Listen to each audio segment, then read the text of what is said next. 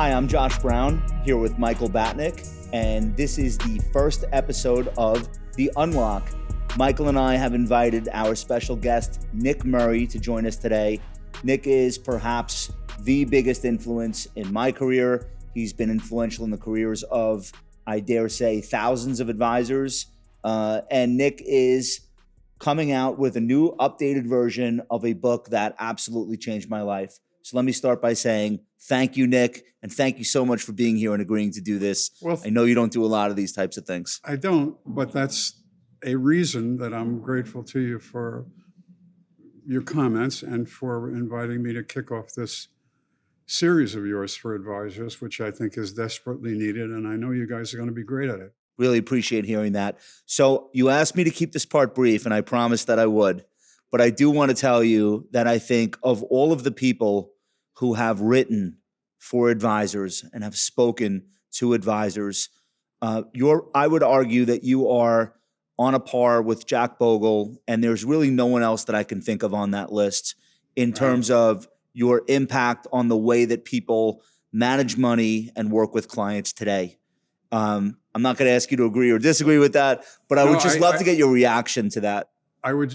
Well, I guess I would just love to believe it's true. Okay. I don't think of it as being true. I don't think of it in terms of industry impact. I don't think about the industry at all, never have. My relationship is to the advisor, and everything else to me is noise. I was an advisor.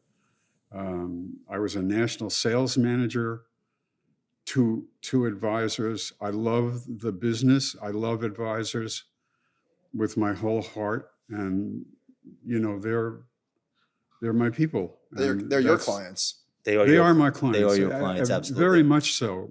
Maybe more than you can imagine.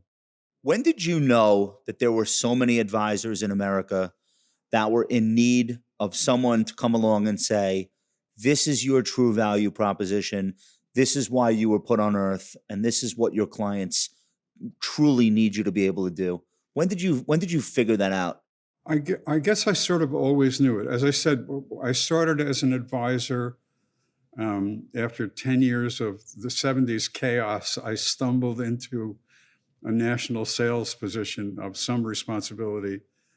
And I traveled the country, which I had never had the opportunity to do, and met advisors everywhere and met clients everywhere, and came to believe, I don't know why I should have been surprised by it, that it was all the same set of problems, a finite single-digit number of problems. The advisor couldn't figure out what he was supposed to be doing. And when he did figure it out, he had trouble articulating it. And I, for whatever reason, didn't. I could write out what my value proposition was. And I could, when a client said, I have this, that, and the other, quarrel with that, I was able to say, well, that's eminently handleable by this, that, and the other fact of what I do for you. How much of it do you think was the advisor not being able to articulate the value prop versus the advisor feeling some sort of imposter syndrome that they're not worthy of giving the advice that the clients need? Well, I don't know where the self-doubt problem comes into it in all of what we do, I guess, but mostly you got to remember that I go back to when investment advisory was a commission business. It wasn't consultative. It as much as it might have wanted to be. It was product sales. It was. I was trained by E.F. Hutton and Company to be a security salesman. And by the way, I'm very glad I was. It's a wonderful, wonderful set of skills. And then you grow out of it. And what I found around the turn of this century, in 3 to 5 years, the whole industry of investment advice went from commissions to fees. And it was at that moment that I felt guys simply didn't know in their own minds what it was. They were still talking about standard deviation and the efficient frontier. Data. And you said, wait a minute. The golden door was just open to you. The golden door of being compensated and well compensated for making plans and building portfolios out of those plans, and then making the client leave them the hell alone. The idea that was a value proposition, that you were not expected on any given moment to be able to explain what Christine Lagarde said on CNBC this morning. This was, unfortunately, seemed to be a gigantic bolt of late news. Well, Nick, I want to build on that, because one of the things that happened in that transition, and I had lived through it, is that when you were a product salesperson, you understood that every month you had to figure out something for your client to do in their accounts. Sometimes it might be rolling a municipal bond. Sure. Because it matured and, hey, I got another commissionable. Sometimes it was a closed-end fund IPO. Cohen and Steers, it's paying 8%. We'll buy it on the IPO, and I get a selling concession. Sometimes it's, hey, we have this underperforming mutual fund manager. Let's switch funds. Sure. What that did, though, for the stockbroker who was masquerading as a financial advisor, was it gave them an opportunity to touch the client. It was a purpose for a conversation. Now it's fee only. It's let's build a portfolio and we'll leave it the hell alone. Well, how do I stay in front of my client? And what do I say to them? And what am I supposed to be doing now? So that conundrum that you describe is very real. And I think when somebody like you had to come along and say, hey, this is what you're supposed to be talking to your clients about now, not the product sales that you don't need to do anymore. I see. And they couldn't get anybody good to do it, so they picked me. Well, you filled the void. You filled the void. That's right. That's the way that I would phrase that. I hadn't thought of it that way before. Okay. So I saw it firsthand. I saw people not be sure of, okay, great, the client trusts me. We built the portfolio. I'll bill them every 4 quarters, every quarter. Okay. Now what? Josh, how did you find Nick Murray? So can I tell that story? It's not a long story. Okay. You promise? It's a fast story. In the aftermath of the events of 2008 and 2009, like everyone else working on Wall Street, whether they admit it to themselves or not, I was lost. Sure. And a lot of people in that moment who consider themselves to be professionals or advisors or asset managers were in search of an answer. Yep. What am I supposed to do? A lot of people's beliefs about how things work were blown up. Okay. So I was lost, and I really wasn't exactly sure what I was supposed to be doing. On the economy and the markets, I had a guru. His name was Barry Ritholtz. He was obsessed with real estate and mortgage rates and regulation, and I was reading him to understand how the crash happened and what might happen next. But on the advice side, what does a professional financial advisor, after a second 50% decline in a 5-year period, say to their clients? Or what is my philosophy? I was fortunate. A friend of a friend introduced me to actually an insurance financial advisor. Went up to his office and we were talking about investing in markets, and he couldn't believe how much I was able to say about this stock did this and this fund did that, and my recall of statistics and data and things that in hindsight are very trivial to me now, but at the time I thought that was really important. And he handed me a green book and he said, you ever hear of this? You ever read this? And it had a golden tree on the cover. Yes. And it said simple wealth, inevitable wealth. And I said, what is this, like self-help? Like is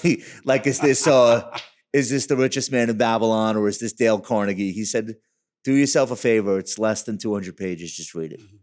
And after reading it, I never needed to read another book. I have read more books since, but that was I found it. And I felt that what you had articulated in Simple Wealth, Inevitable Wealth was a philosophy that I could build my career based on. that would help clients and give me the mental clarity that I needed. So that's one of the things that I wanted to say to you. Well, that was not too long at all. I promised. I enjoyed every minute of it. And you did promised. the same for me. You probably don't remember this, but in 2012, I was sitting for lunch with Josh when I had just started. And I had imposter syndrome because I came from an insurance background. Mm-hmm. And not everyone, but a lot of the people there were selling product and not delivering advice and pretending to be, holistic. And I was asking Josh, well, what about this? What about this? What happens if this happens? And he said, stop. And when we went back upstairs, he said, I have a book for you. And he handed me Simple Wealth, Inevitable Wealth. And I read it in a night over the weekend and been a follower ever since. So thank you. Thank you very much. Thanks for saying so. And I'm really enjoying this. But I think if you look at, you must see your fingerprints everywhere when you read blogs by people like Morgan Housel and Ben Carlson and myself and Michael. Not that you do that often, but you must, or if you did, you would see evidence of your influence all over the place. And that's my next question I wanted to ask you. So now the markets are very different than when you started your career, as you mentioned. Given the current popularity of fee-based advice, index fund investing, the prevalence of behavioral finance, everyone talks, it's on everyone's lips. When Daniel Kahneman passed away last week, it was highly remarked upon in a way that 20 years ago, no one would have really known the difference. So I wanted to ask, is it safe to say that the Nick Murray gospel has now become mainstream among professionals and their clients? And would it be a stretch to say that you've been highly instrumental in bringing about what I would consider to be the modern financial advisor industry?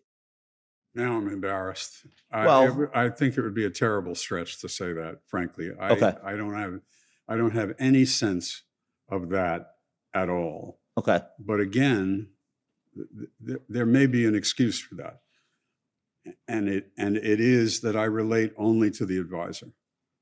Individual. The individual reader, advisor. the singular reading advisor. My guy, which is not a gender specific term, my guy, my 300 Spartans, except the gag is this time we win.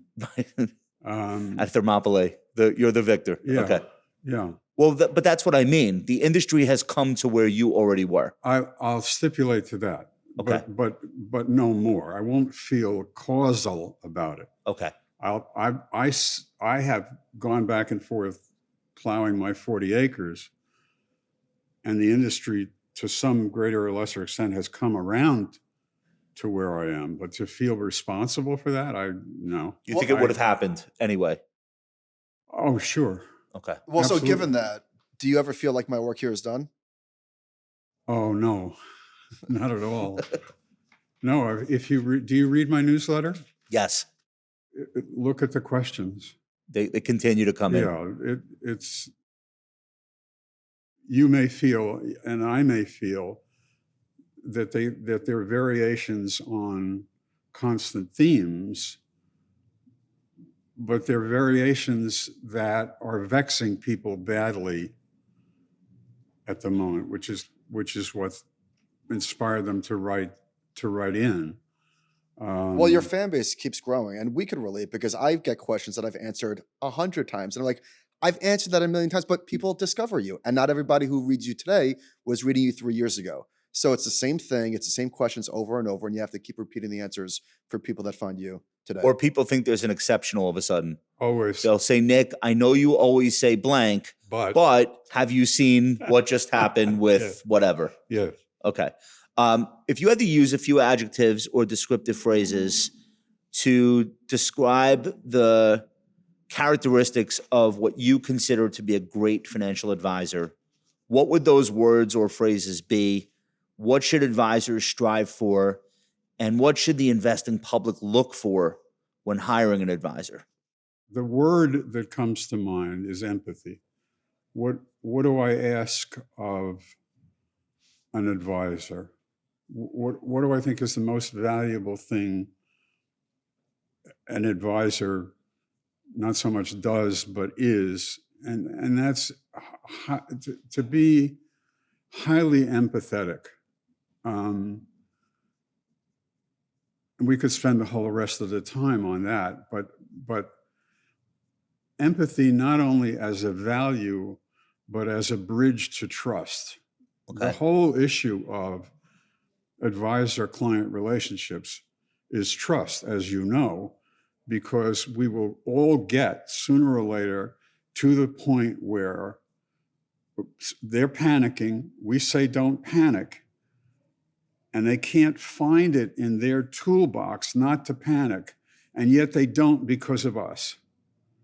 And to me, that's a singularly empathetic exchange of emotions. Has nothing to do with money, has nothing to do with anything but a person who's out there trying to deal with pressing uncertainty and being very badly equipped, because he's human, to deal with that uncertainty. And here comes this person that he trusts beyond reason, literally beyond reason. And that person says, stand fast. Yeah. Turn off CNBC, log out of your account, keep looking in my eyes, don't look to the left or the right. This is going to pass. I can't tell you how, can't tell you when.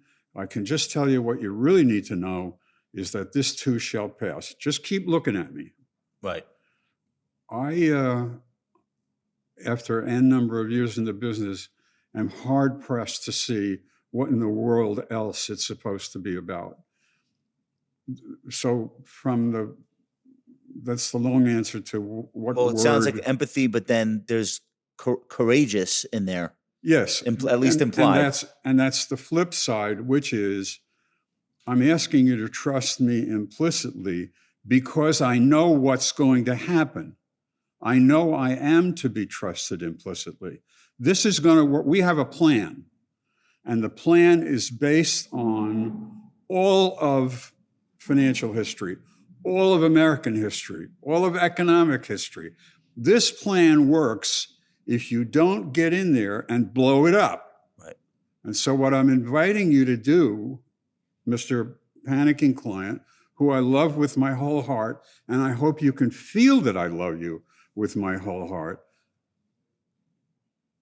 calm down, stand fast, continue to march, looking neither to your left nor to your right.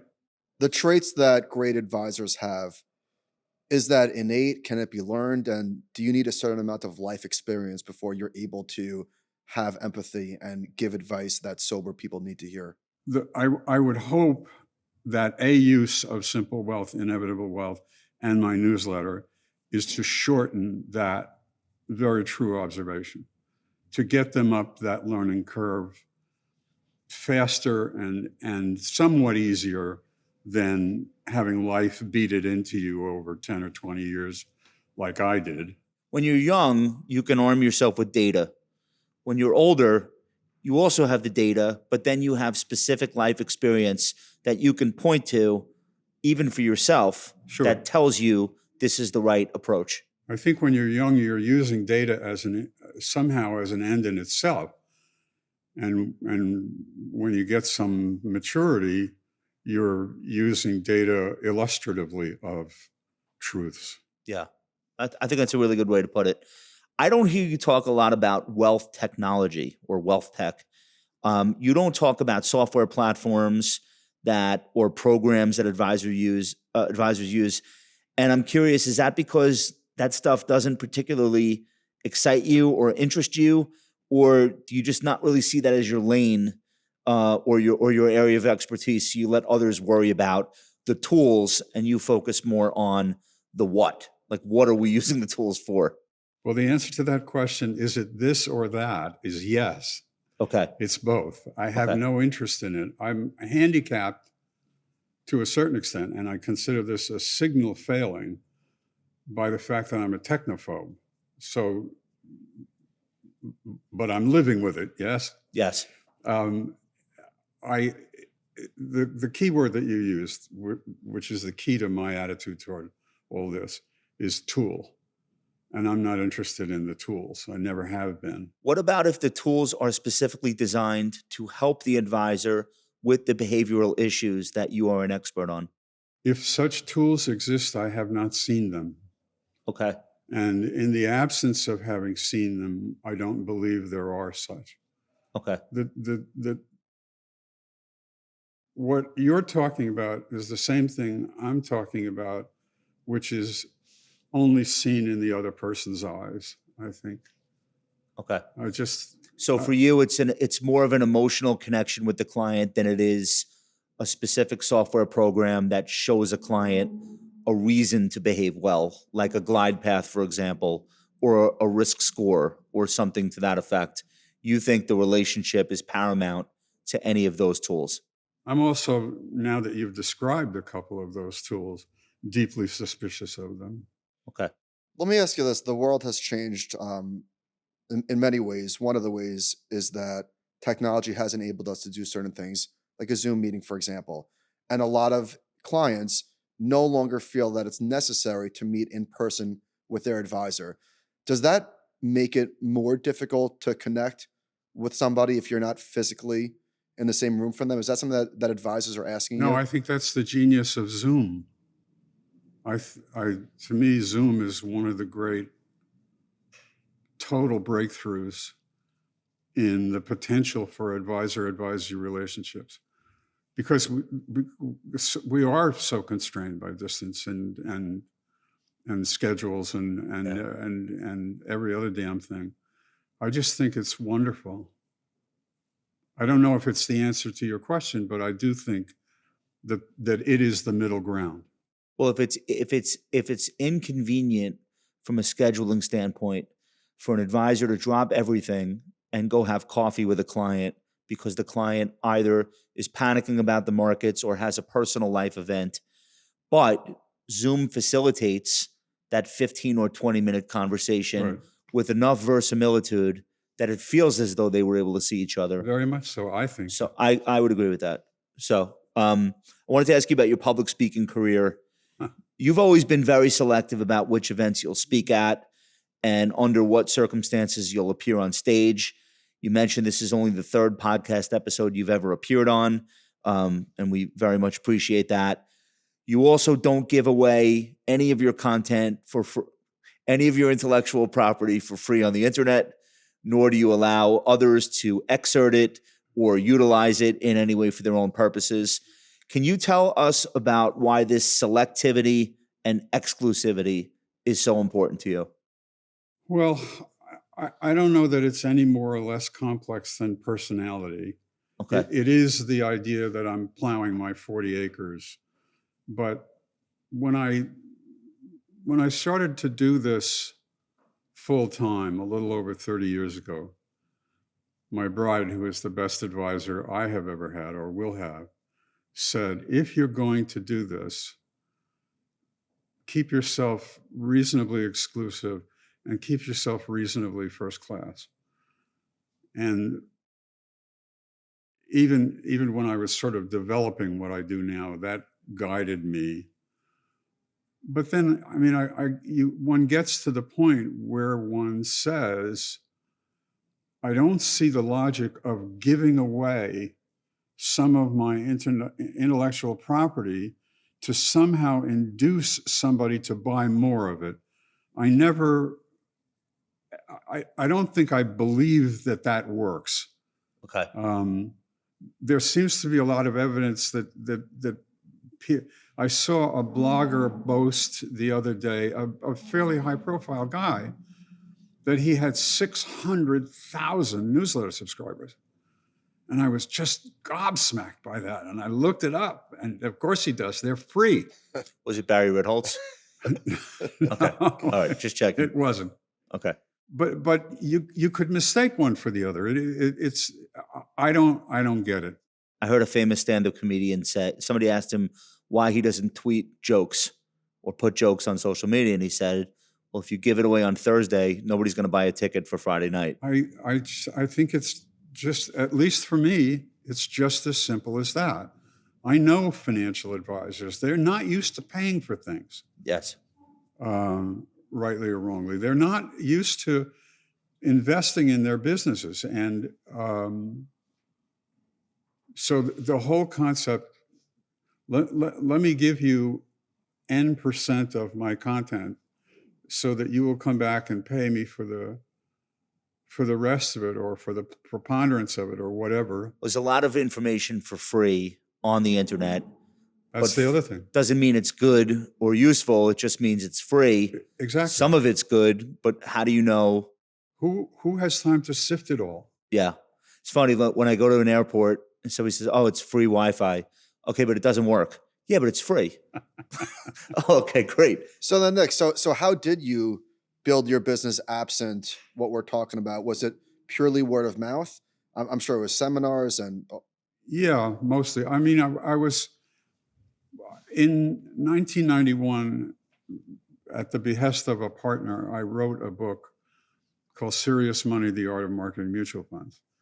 And this is, if you can cast your mind back that far, this is one of these sudden shifts in the industry where there was individual stocks from the time of the Babylonians until 1990, and then suddenly it was mutual funds. The Peter Lynch effect, do you think? It was very, very much the Peter Lynch effect. And that became the way ordinary people invested. And it was so far out in front of the investment advice industry.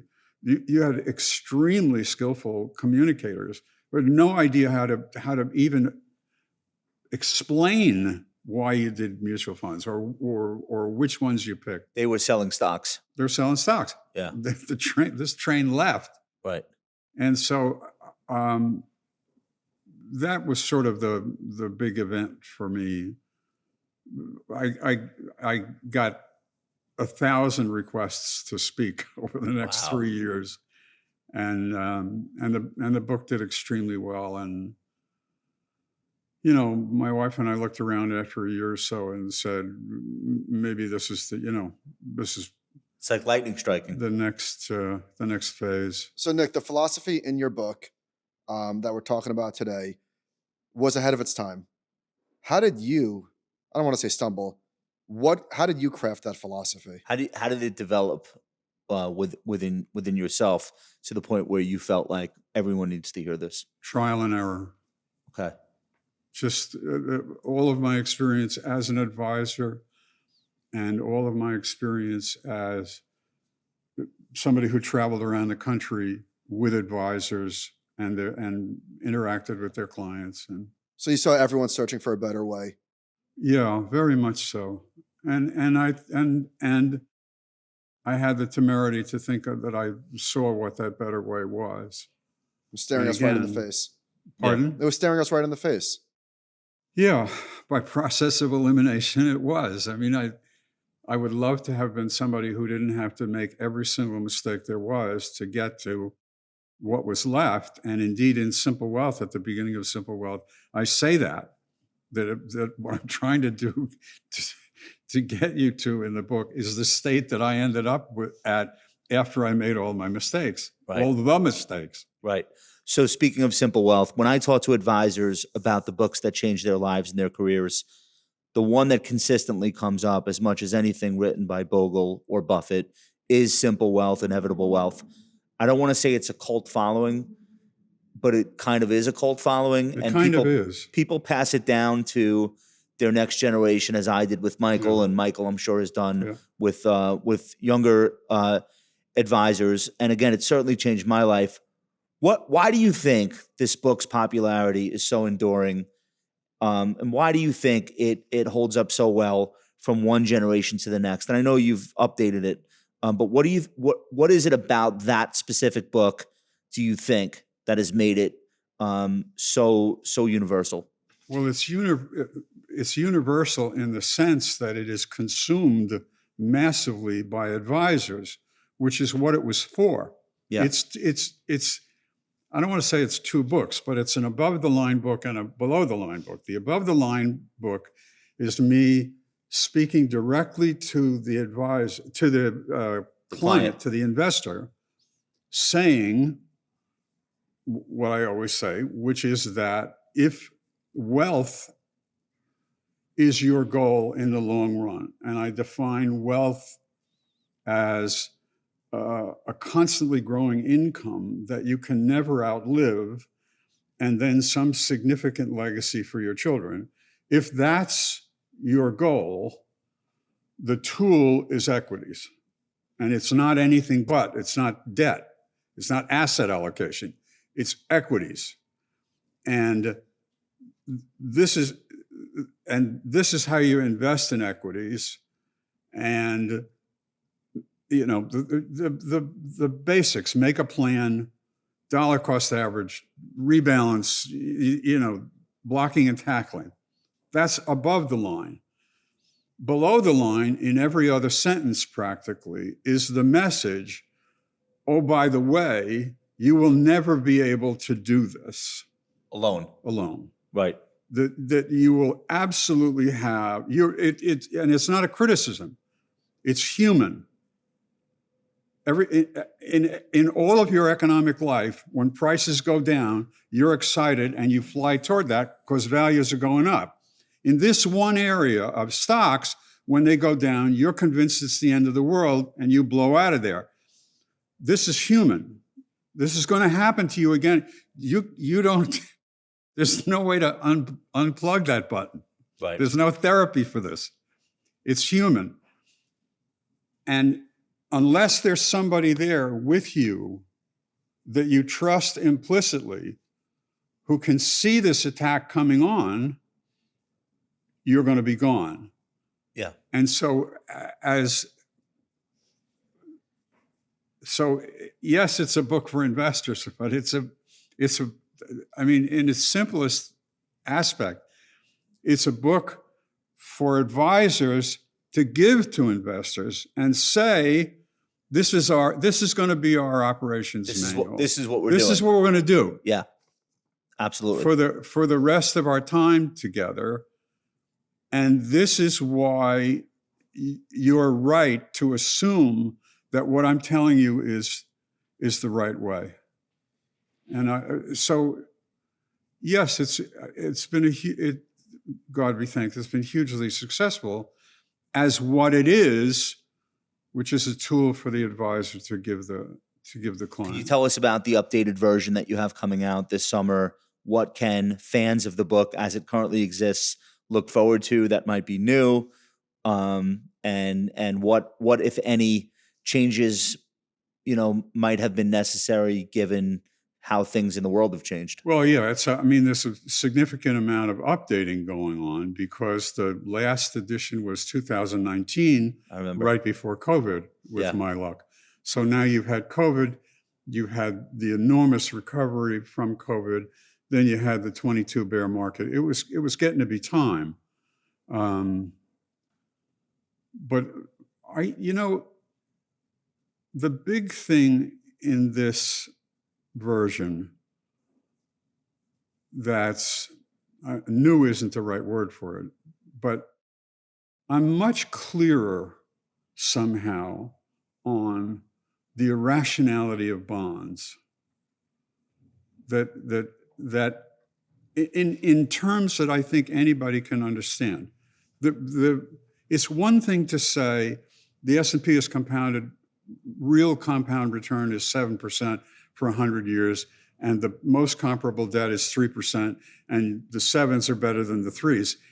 But and again, to rely entirely on a statistical argument isn't something that I enjoy doing or that I think is particularly effective. And what I said for the first time in this book, in this edition, don't ask me why for the first time, is to say, look, the owners of great businesses make much more money in the long run than do the people who lend to those businesses. Because if they didn't, the owners wouldn't take the loans. And I just, maybe this isn't going to be astonishing to anybody but me, but I don't know why I hadn't said that before. But see, to me, if you're in a dry cleaning business, if you're working behind a desk in a hotel, whatever your job is, This to me is the plainest imaginable common sense. And so the closer I can get you, the investor, to plain common sense, that's the leap that I always try to make in each. To be clear, Nick, if you own a chain of restaurants and I'm a bank and I'm going to lend you money, I wouldn't do that if I didn't think the value of your business would grow. Because if the value of your business doesn't grow, it's harder and harder for you to pay back that loan. And as the owner of the chain of restaurants, You have the equity. I'm not taking the loan Right. until I'm as sure as I can be that I can earn a significant return on the top of that loan. And that's what 7% and 3% tell you, that in the long run, superior companies, as they must, earn significantly more than their lenders do. And this is common sense that's available to anybody. Nick, I almost now, don't ask me why it took me 7 editions of the book to get to that, because I'm a little embarrassed by it. I almost want to duck as I ask this question. Does that philosophy change at all with interest rates where they are today versus where they have been over the last decade? Why would they? 5% versus 0% on cash. Minus what for inflation? Assuming inflation is close to what they say it is at 3.5% currently. So Does the math for equities get harder with a risk-free rate that's above 5%? There's no such thing as a risk-free rate. Say more. There's just different risks. If I go to bonds, I have now just put my whole financial plan on hold. Have I not? Because my whole financial plan is premised on both the growth of capital and income at a significant premium to inflation. Now you're asking me to be romanced by, if I understood your example, 5 on top of 3.5 inflation. So I'm going to put my whole plan on hold to pick up 1.5 taxable. I asked that question because I feel that this is one of the biggest questions financial advisors are getting today. Their clients have gone through 15 years of 0% rates on cash, give or take. And now all of a sudden, it seems to be a big, fat, juicy number. And I do think that there are difficult conversations taking place. Why would I take any risk at all? Well, Nick, you know that advisors don't think in real rates. Well, maybe they do, some do. Clients definitely think in nominal terms, right? They see the number on the screen. That's why they have a good advisor. They say it's a fiction. Nominal rates are a fiction. They mean nothing. Can't spend them. I actually know someone who had a 13% 6-month CD in 1980. What did that get him 5.5 months later? It's just, and meanwhile, to make it even more insulting, the stock market had gone crazy on him. I have trouble thinking of anything dumber than chasing high yields on fixed yields. Income. Yeah. Okay. Yeah. Wanted to ask. I don't know if that's the answer, Michael. That's your answer. Well, that's the answer. We wanted your answer. Okay. Absolutely. I wanted to ask you about new technologies currently emerging. This happens all the time, of course. So as new technologies have come along in prior eras, they've always been accompanied by fears of job loss, fears of professional obsolescence. Mm-hmm. And I think advisors go through those same questions, just like accountants and lawyers and laborers and truck drivers. By the way, we survived. But everybody worries about these things when a new technology comes along. Will I be displaced? Or will our industry be permanently displaced? So for a lot of people right now, the AI revolution feels on the surface, if you're not a deep thinker, on the surface, it seems as though it is the technological wave that could lead to the biggest displacement. And I think it's something that's on a lot of people's minds in the industry. And what would you say to people that are worried about that sort of thing? Is this a global question or about the industry? I think it's how advisors should feel about the emergence of AI what aspects of their jobs might be most affected. Will AI have the ability to take the place of question answering or any other function that the advisor sees as part of their value proposition? I think you of all people know the answer to this, because I have an answer, Yeah. but people have heard no, my because answer. if an advisor thinks that anything important that he does can be replaced by a calculation, an algorithm, something, whatever AI is, he has no value proposition. He will be replaced. Well, he'll probably wash out anyway. Right. But I mean, we've seen this movie before when Robo came in. Yes. This is Robo Redux. It's somebody running around saying I can be replaced by a calculation or whatever this is has no value proposition, doesn't belong here, is probably going to wash out anyway.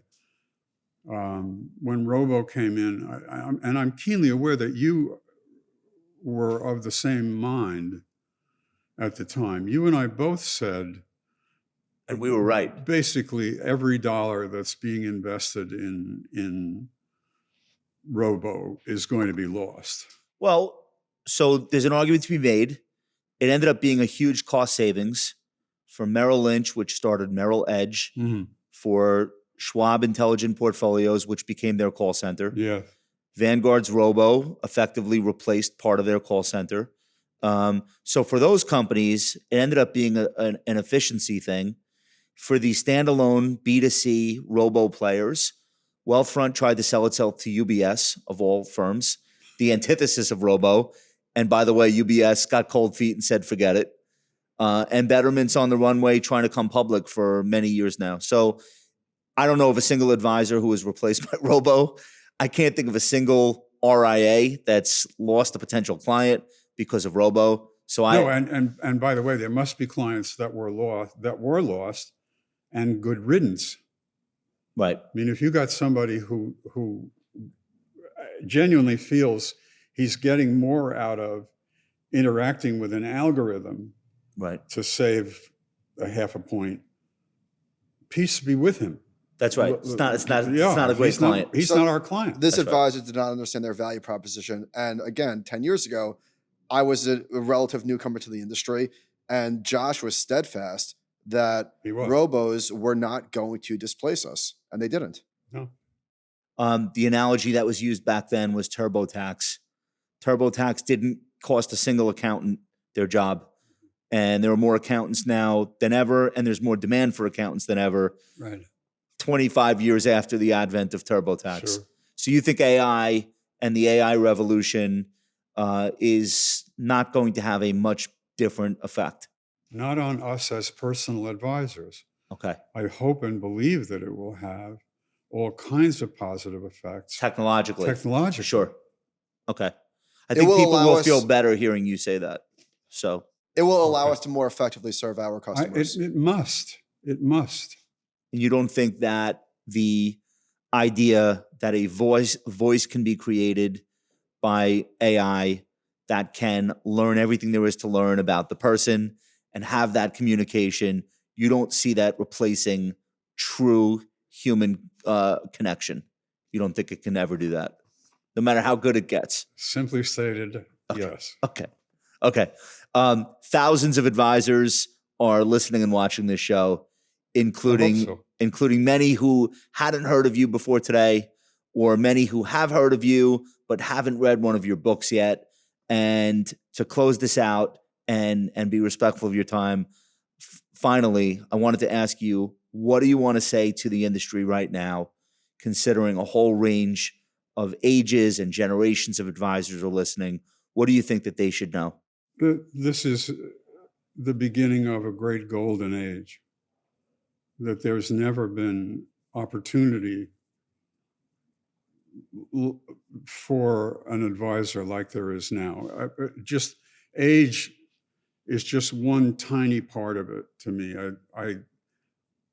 Somebody told me, and I want to believe it, that the average age of the American population is 38 and the average age of the advisor population is 56. And you have this, so you're going to have this gigantic void rolling down the hill. If there was ever a moment to come into the business, God knows this is it. But that's only part of it. To me, the larger part of it is the staggering, almost incomprehensible accumulation of wealth in ordinary households. And with that accumulation of wealth, the proliferation of planning challenges, which Americans, heaven knows, are not educated or trained to make. So as wealth not just accretes but compounds, just and the challenges remain beyond the scope of what most people can bring to their challenges. Lord, this is the great getting up morning of, and oh, by the way, 70 trillion bucks or something are going to are in the process of passing from the baby boomers to the next generation. Anybody think they're going to know what to do with it? Because I sure as hell don't. Right. It takes your breath away. As someone who's been at this for a very long time, the opportunity just simply takes my breath away. So you think this is the beginning of a golden age? I think it began with when the baby boomers began to retire. Yeah. I'm not saying this is minute one. Sure. I'm saying if it's a 9-inning game, this is the bottom of the second. Well, I think that'll be an extremely welcome point of view from you for everyone listening to this. I hope so. I hope so. I hope it makes somebody who's wondering what he's doing here realize what he could be doing here. And I hope it makes somebody who has a nephew or a son or a daughter or who might be thinking about coming into the business to go to them and say, maybe you should really sit down and give this some very serious thought and talk to some good people, because what I'm hearing is they need you and they're about to need you bad. I love that as a place to stop. I want to let people know where they can learn more about your work and how they can subscribe. So it's nickmurray.com. nickmurray.com. Okay. And your books are there? Books are there. Newsletter is there. Okay. A new brace of client seminars that I'm creating are there. nickmurray.com. Terrific. Thank you. That's nickmurray.com. On behalf of advisors everywhere, I want to say thank you so much for your time. Thank you for your wisdom, all that you've taught us and inspired us as an industry. I know you care more about the individual you're speaking to. So on behalf of that individual, I'd like to thank you as well. And I'm one of those individuals. So thank you so much, Nick. I appreciate it. Thank you very much. Thank you. I suspected that this was going to be a blast, and it was. Oh, that's so great to hear. On behalf of all of us here at The Unlock, this has been Nick Murray, the legendary Nick Murray. Thank you guys so much for watching and listening. We'll see you soon.